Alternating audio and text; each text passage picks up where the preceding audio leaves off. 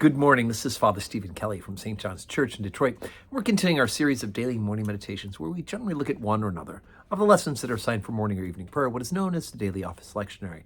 And we continue our celebration during the Easter octave or Easter week.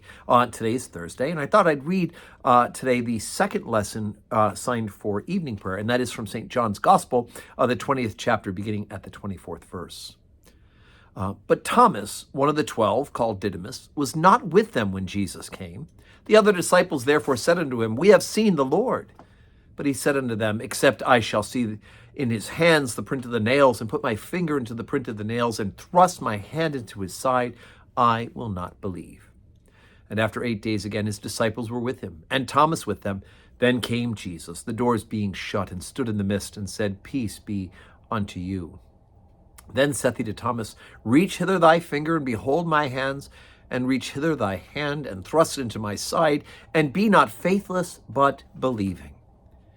And Thomas answered and said unto him, My Lord and my God. Jesus saith unto him, Thomas, because thou hast seen me, thou hast believed. Blessed are they that have not seen, and yet have believed. And many other signs truly did Jesus in the presence of his disciples, which are not written in this book, but these are written that ye might believe that Jesus is the Christ, the Son of God, and that believing ye might have life through his name. Wow. Okay, so quintessential story, the story of poor old doubting Thomas. That's right. That's the moniker that Thomas has been given. But there's a couple of things I always like to point out about this particular lesson, which on the new calendar is read on the Sunday after Easter. Our calendar does not do it that way, the traditional calendar.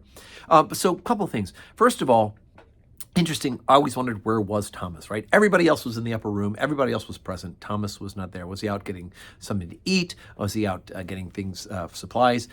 Nobody knows. It's not given to us. We could speculate if we want, but that's no reason to. But he's not there. But yet he cannot believe on the witness of his friends, right? I mean, all of these people that he's lived with for all these years, that he's ministered with, all of these folks suddenly just, they don't believe. And he doesn't believe them. They say, we've seen the Lord. You would think that that group of people who you trusted, right, all of them would take him at his word, right? So that's the first point. Second point, we're going to do 3 points today. Second point is that even though he says, I won't believe unless I actually put my hands and touch his side, and Jesus, in fact, offers that. He says, Here, Thomas, here's my hands, here's my side. Be not faithless, but believing.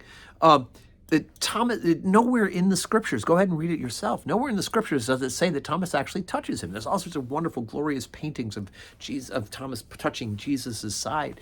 But actually nowhere in here does it say that he in fact touches him.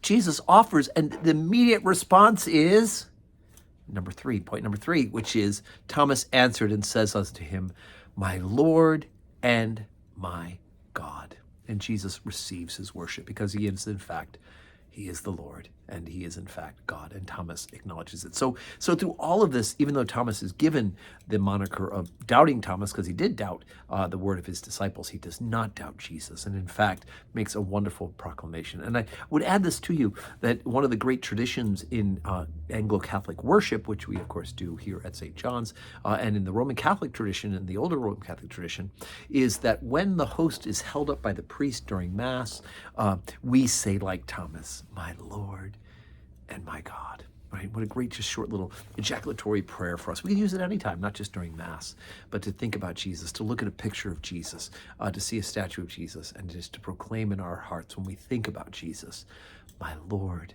and my God, because he is. Okay, today's Thursday, and because Tiger baseball season has begun, there is a home game today, and Tiger games on Thursdays are generally daytime games. So, because of that, we have moved our Thursday services for the rest of the summer, the spring and the summer, until the end of September. Will be at 9 a.m. instead of 10:30. So 9 a.m. Holy Communion today, followed, of course, tonight, evening prayer, which actually we're going to have to say on our own, because I actually am going to be heading across the state of Michigan to do a wedding for my sister-in-law. So very grateful for that opportunity, and God bless Emma and her fiance Andrew as they prepare to be united in marriage this weekend. So I hope that your Thursday is a day that is full of blessings.